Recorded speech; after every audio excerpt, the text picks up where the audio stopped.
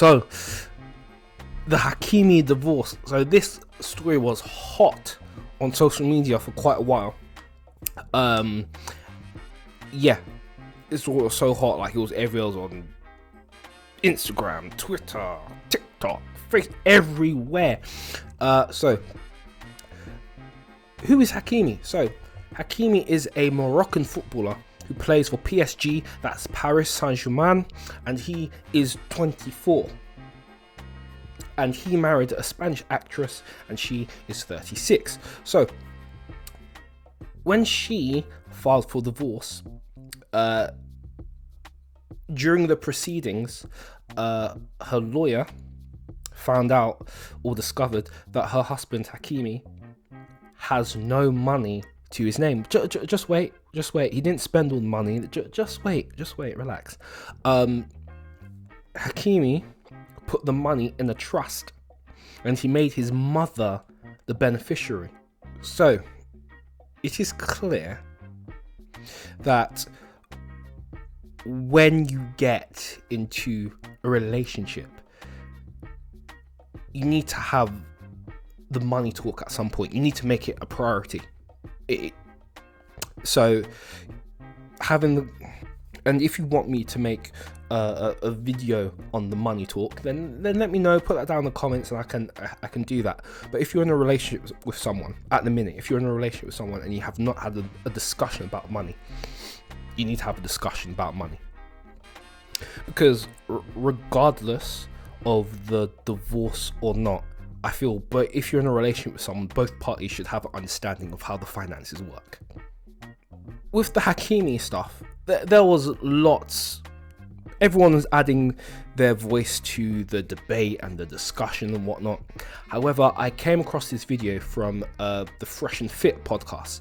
Now, I thought their analysis was quite good, and their analysis was succinct and it was to the point. And they were saying things, that I didn't really hear others talking about. Like, others were sort of like taking it as a joke and whatnot, but they had more of a sort of like a serious tone. But I want to make it clear that I do not agree with the philosophy behind the Fresh and Fit podcast. Like, we are polar opposites. Like, some of the stuff they say in the podcast is just mind-boggling. But in this case, I thought they had an argument. I think it's only fair we hear them out. But again, let me know your thoughts down in the comments. Let's play the clip and let's see what they have to say. As you guys know, in the United States, in the West in general, the Western world where feminism is strong, there's a very deep dislike and a strong shaming culture for men that are close to their mothers. They're called mama's boys, immature, stupid, not a real man, etc. You guys want to know why these stereotypes are so strong and prevalent in the West? It's because when you're a mama's boy, right, what ends up happening when you have a strong relationship with your mother is not going to let you get finessed by other women. 100%.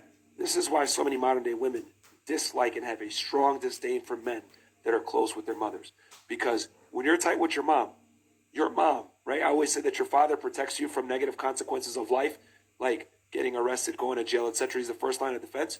Your mom, if she's a good mother, is a good first line of defense for you as a man, your heart. Okay? What I mean by that is women understand each other. Okay? Girls can walk into a room, size up the room, figure out what all the girls are about, figure out the bullshit, etc. They're able to see past it. Okay?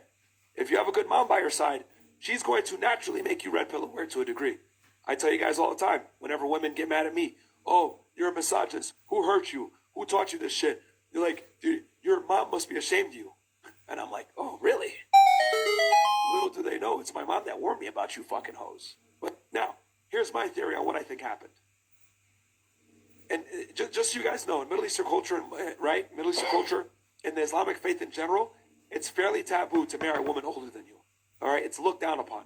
It's not really, it's regardless of what country you come from, Sudan, Morocco, Egypt, anywhere in the Middle East, it's not common for you to marry a woman older than you, especially if you have money and status. So this is what I think happened more than likely. His mom saw that he was marrying an older woman, sized her up, met her a few times, Like, this bitch is a sharmuta.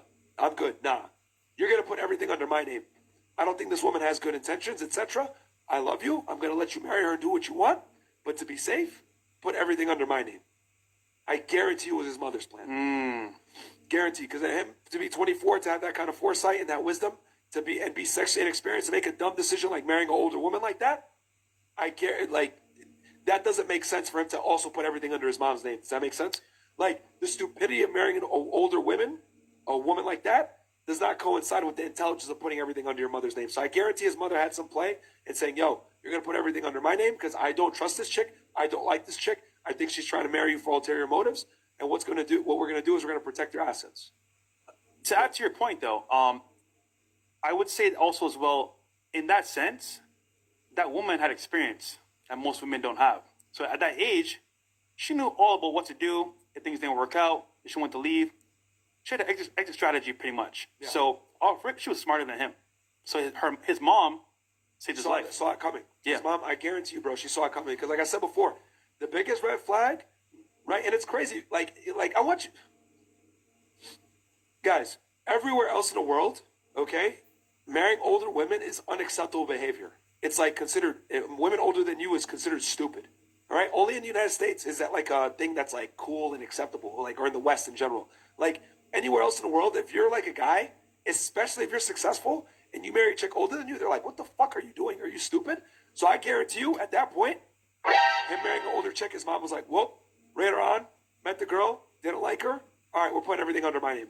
Fuck that shit. But moms do know. Like, yo, Muslim mothers are based. Like, they fucking understand this shit. Like, they're like, nah, bitch, you ain't gonna take my son's money. Like, fuck that. And also, whenever you marry someone like that, they're part of your family. Inner circle.